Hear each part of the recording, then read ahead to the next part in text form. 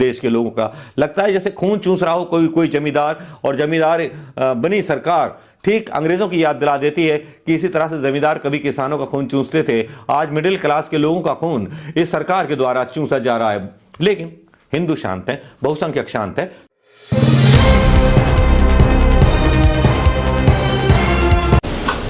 दोस्तों नमस्कार, मैं मनोज कुमार शर्मा, आजाद हिंद आवाज न्यूज के लिए। जी हां, नमस्कार, सलाम वालेकुम, सत श्री अकाल। जी हां, जहां एक तरफ किसान नेता डल्लेवाल की कभी भी जो अनशन पर बैठे हैं, कभी भी मौत हो सकती है, डॉक्टर ऐसी घोषणा कर चुके हैं। लेकिन इस बीच देश में जो मुद्दा बना हुआ है, निर्मला ताई का वो फैसला बना हुआ है जिसने पूरी तरह से मिडिल क्लास को हिला दिया है। एक तरह से इसको ठीक उसी तरह से देखेंगे कि जिस तरह से कोई शोक संवेदना आज, या शोक मतलब बहुत बड़ा शोक के रूप में मनाया जा रहा है आज पूरे सोशल मीडिया पर। जी हां, निर्मला सीतारमण का जो आज स्टेटमेंट आया, आज एक नया बयान आया, एक बार फिर एक नई जीएसटी के बारे में जैसे ही हल्ला मचना शुरू हुआ, वैसे ही सोशल मीडिया पर लोगों ने अपने अपने तरीके से प्रतिक्रियाएं देनी शुरू कर दी। क्या था वो फैसला? जी हां, वो फैसला कुछ इस तरह से था कि वो सीतारमण जी की आवाज में ही सुन लीजिए, जो ना लहसुन खाती हैं ना प्याज खाती हैं, लेकिन जीएसटी पर कोई रहम हिंदुस्तान के लोगों पर नहीं करती। सुनिए क्या कहा। But when the discussions happened, it's on that margin, the margin value between purchased price and resale price. 12 lakh में खरीदा, 9 लाख में बेच रहे हैं सेकेंड हैंड यूज्ड व्हीकल के नाम पर। On the margin is only this 18% is being put, as would be for any used car. So it is on the margin, not on the entire amount at which the car is being sold. Nirmala Sitharaman का बयान तो सुन लिया होगा कि अगर आपने कोई car खरीदी है और कार जब बेच रहे हैं तो उसके बाद जो अंतर होगा उस पर जो है जीएसटी लग जाएगा 28% जीएसटी लग जाएगा। यानी कि जब आपने कार खरीदी तब 28% कार पर दिया, जब आपने उसका टायर खरीदा तब 28% दिया, बीमा खरीदा 28% दिया, आपने बीमा कराया उस पर 28%, रजिस्ट्रेशन कराया उस पर 28%, टैक्स ही टैक्स, जीएसटी और जीएसटी और जीएसटी। सरकार का जीएसटी का खजाना इस कदर बढ़ चुका है, मैं आपको बता नहीं सकता। इस कदर बढ़ा है खजाना कि देखिए ना, भोपाल के कांस्टेबल और मतलब आरटीओ के कांस्टेबल भी जो है अमीर हो गए हैं, उनका सोना इधर उधर बिखरा हुआ डोलता है। उसके बारे में खबरें आनी बंद हो जाती हैं कि उस पर जीएसटी या उसके खिलाफ कोई सरकार कार्रवाई करेगी कि नहीं करेगी। है कि हिंदुस्तान में जितने भी हमारे हिंदुस्तानी बहुसंख्यक भाई हैं, सनातन धर्म के लिए एक से बढ़कर एक कुर्बानी देने को तैयार हैं। कोई भक्त जो है सिलेंडर भी 1000 रुपए में लेने को तैयार है, तो कोई कैसी भी जीएसटी देने को तैयार है। जी हां, लोअर क्लास के कहने क्या, 80 करोड़ लोगों को राशन तो मिल ही जाता है, लेकिन मिडिल क्लास के लोगों की जेब पर डांका बहुत भारी डाला जाता है। जी हां, सोशल मीडिया पर इसी को लेकर के चर्चा निर्मला सीतारमण के बारे में हो रही है, जिस तरह का उन्होंने ऊट पटांग ये टैक्स लगाया है। जी हां, इस पर खबरें कई चल रही हैं, लोग यहां तक बोल रहे हैं ये देश प्रेम की पराकाष्ठा है, मरने से लेकर के जन्म तक डायपर उस पर भी टैक्स है। अब देखिए ना, जन्म से लेकर के कफन तक टैक्स देते रहिए, क्योंकि टैक्स की दुनिया में हिंदुस्तान अमर रहे, हिंदुस्तान का प्रधानमंत्री बड़ी बड़ी यात्राएं कर सके, उसके लिए टैक्स दीजिए। विश्व गुरु बनाना है तो उसके लिए मिडिल क्लास को टैक्स देना होगा। जी हां, जहां टैक्स ही टैक्स की परंपरा हमारे आसपास चल रही है, वहीं दूसरी तरफ हमारे देश में चुनावों को भी प्रभावित करने की कोशिश की जा रही है।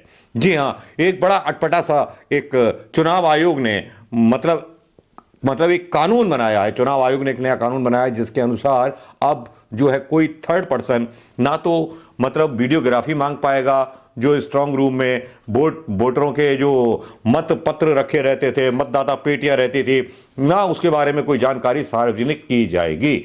ये एक तरह से ठीक वैसे ही है जैसे आरटीआई को छुपाने जैसा।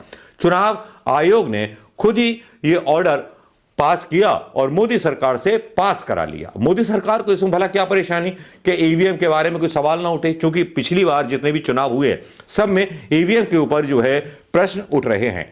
एक तरफ जहां निर्मला ताई का टैक्स हिंदुस्तानी और आम लोगों को पीछे दे रहा है, और दूसरी तरफ चुनाव आयोग के ऊपर जो ये बात आई है, ये भी चर्चा का विषय सोशल मीडिया पर बन गई है।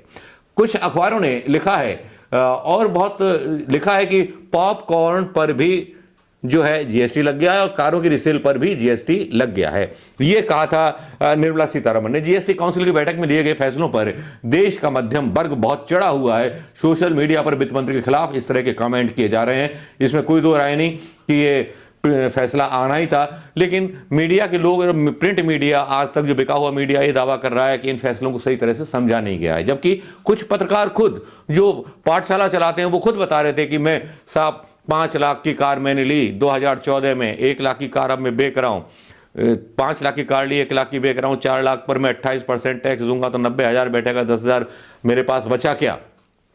तो सीधा से गाना याद आ जाता पुरानी फिल्म का, ये कागज ये भी ले लो, ये भी ले लो और ये भी ले लो, मफलर भी ले लो, राशन का डब्बा भी ले लो, निर्मला ताई सब कुछ ले लो आप, हैं, और छोड़ो कुछ मत। हिंदुस्तानियों के पास सिर्फ यादों का एक वो छोड़ जाइए, एक यादें छोड़ जाइए राम मंदिर की और मस्जिद के नीचे खुदाई होता हुआ वो बुलडोजर जो मंदिरों को ढूंढ रहा है। रोजगारों की तो बात छोड़ दीजिए, क्योंकि अगर रोजगार पैदा होते तो टैक्स कलेक्शन भी बढ़ता और मतलब बहुत सारी चीजें बढ़ती। लेकिन मिडिल क्लास पर जिस तरह की नजर गड़ाई है निर्मला सीतारमण ने, वो वाकई में बहुत शर्मनाक। छोटी सी चीज है, पॉपकॉर्न खाते हैं लोग, बच्चे खाते हैं, सब खाते हैं, पिक्चर हॉल में जाते हैं, वहां भी जीएसटी देते हैं भाई, एंटरटेनमेंट कर देते हैं, पता नहीं कितने तरह के कर देते हैं, पेट्रोल पर भी कर देते हैं, जीएसटी देते हैं। अब पता नहीं, हाँ कुछ एग्जाम्स के फॉर्म निकले थे उस पर भी जीएसटी लगा दी निर्मला मैडम ने। तो कहां तक जीएसटी आप देश के लोगों का, लगता है जैसे खून चूस रहा हो कोई जमींदार, और जमींदार बनी सरकार ठीक अंग्रेजों की याद दिला देती है कि इसी तरह से जमींदार कभी किसानों का खून चूसते थे। आज मिडिल क्लास के लोगों का खून इस सरकार के द्वारा चूसा जा रहा है। लेकिन हिंदू शांत है, बहुसंख्यक शांत है, क्योंकि देश का विकास हो रहा है। मस्जिदों के नीचे मंदिर ढूंढे जा रहे हैं, बावड़ियां ढूंढी जा रही हैं, देश का इतिहास अमर हो जाने को है, हम विश्वगुरु बन जाने को हैं। हमारा प्रधानमंत्री बढ़िया से बढ़िया यात्रा कर रहा है जिसका खर्च आम आदमी पर आ रहा है। कोई चिंता किसी की नहीं है। चुनाव में धांधली की पूरी तैयारी कर ली गई है। चुनाव आयोग ने कोई भी डेटा देने से इंकार करने वाला कानून बना लिया है। तो भैया मौज है, अगर मतलब चुनाव भी होंगे तो जीतेगी तो क्या बीजेपी जीतेगी, बाकी विपक्ष का तो कोई मतलब रह ही नहीं जाता, और टैक्स पे टैक्स फिर लगते रहेंगे। और ये दुर्भाग्यपूर्ण है, क्योंकि अभी कुछ दिन पहले नितिन गडकरी ने कहा था कि हेल्थ इंश्योरेंस पर हम जीएसटी खत्म करेंगे, लेकिन कुछ नहीं हुआ और जीएसटी काउंसिल ने वो कर दिया जो नहीं करना चाहिए था। कैरेमल पॉपकॉर्न पर 18% टैक्स लिया जाएगा, रेडी टू ईट स्नैक्स पर 12% टैक्स लिया जाएगा। जिन लोगों को खाना बनाना नहीं आता वो टैक्स कैसे देंगे मैडम? निर्मला मैडम, या तो आप उन्हें मतलब कुछ ऐसा दे दीजिए, मतलब 80 करोड़ लोगों तो राशन फ्री बांट ही रहे हो ना आप, तो फिर ये कार भी आप उठा के ले जाओ, मोटरसाइकिल भी उठा के ले जाओ, सब चीजें ले जाओ उठा करके आप। अच्छा हो जीएसटी मतलब बचे है हमारी। अब तो यही लग रहा है कि सब किराए पे सब कुछ लेना पड़ेगा। और दूसरी तरफ वो चुनाव आयोग देखिए कितनी बड़ी दादागिरी पर उतरा है चुनाव आयोग। सीधी सी बात समझ लीजिए सनातन धर्मियों, हिंदू भाइयों, क्योंकि ये टैक्स आप पर भी लगेगा तो मुसलमानों पर भी लगेगा, सिखों पर भी लगेगा, ईसाइयों पर भी लगेगा। कहते हैं बम गिरेगा ना दुश्मन देश का तो हिंदू भी मरेंगे, मुसलमान भी मरेंगे, सिख भी मरेंगे, ईसाई मरेंगे।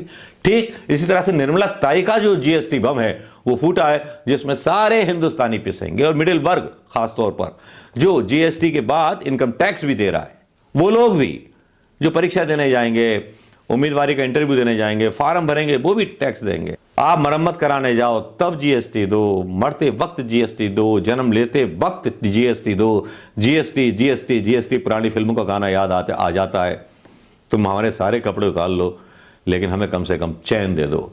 गुरुदत्त की फिल्म का गाना एक याद आ रहा है मुझे, जो यहाँ मैं समर्पित करना चाहूँगा, क्योंकि आज हालात ये हो गए हैं कि साहब कि गुरुदत्त का ये गाना इस हालात पर काफ़ी फिट बैठता है। बोल थे, ये फूलों के गजरे, ये पीकों के छींटे, ये बेवाक नजरें, ये गुस्ताख फिक्रे, ये ढल के बदन और ये बीमार चेहरे, जिन्हें नाज है हिंद पर वो कहाँ हैं। यहाँ पीर भी आ चुके हैं, ज़बां भी, तनोमंद बेटे भी हैं, अब्बा मियाँ भी, ये बीवी भी है और बहन भी है, माँ भी, जिन्हें नाज है हिंद पर वो कहाँ हैं।